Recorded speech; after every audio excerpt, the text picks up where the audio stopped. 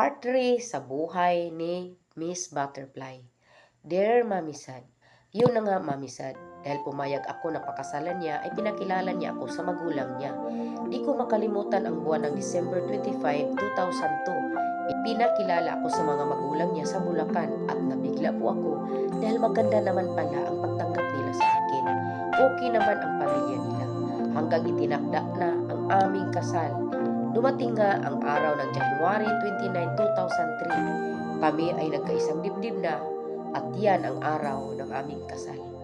Naudlot na ang pangarap kong mag-Japan, pero nangako siya sa akin na pagkatapos kaming makasal at magkaanak ay papayagan niya ako mag-Japan muli dahil alam niya na yan ang pangarap ko. Siya nga ay oras na ng kasal namin. Lahat ng nakaraan ay unti-unting bumabalik sa aking isipan at di ko alam kung bakit. Walang tigil ang patak ng luha. Masaya naman ako sa oras na yan, pero bakit ako umiiyak? Naalala ko ang mahal ko, yung boyfriend ko sa probinsya na iniwan ko at wala kaming closure sa aming paghihiwalay. Nakalimutan ko na sana siya, kaya nagdesisyon ako na pasukin ang pag-aasawa. Masaya ako, bumubuo na ako ng isang pamilya, masaya na kami ng aking asawa. Hanggang nabuntis ako at nagkaroon na kami ng unang supling na babae. Nabuo na ang aking pagkatao bilang ina mamisan.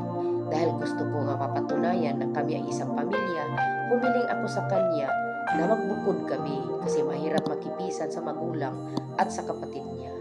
Nagbukod nga kami. 1 month na ang anak namin. Masaya kaming nagsama kasama ang aming unang anak. Maraming mga pangarap na pinaplano at binubuo. Alam kong mahal ako ng asawa ko dahil nadama ko naman iyon. Lahat ng gusto ko ay ibinigay niya.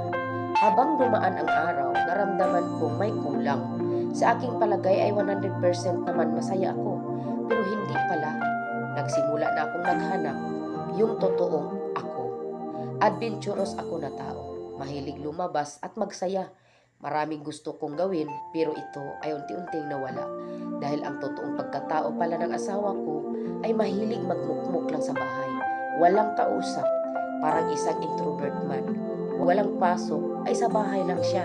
Nakaharap sa DVD, puro palabas lang ang palaging pinanood niya. Hindi niya ako pinapansin. Pero dahil mahal ko siya, ina-absorb ko lahat kung ano siya.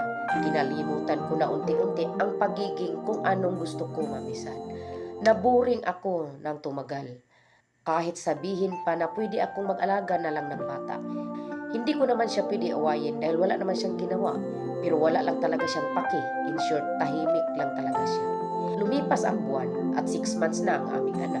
Ay nagpaalam ako sa kanya na ituloy ko ang pagpunta ko sa Japan. Hindi siya pumayag. Pero dahil nangako siya noon at dinaglaon ay pumayag din.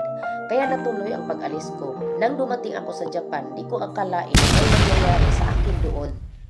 Abangan, Part 4.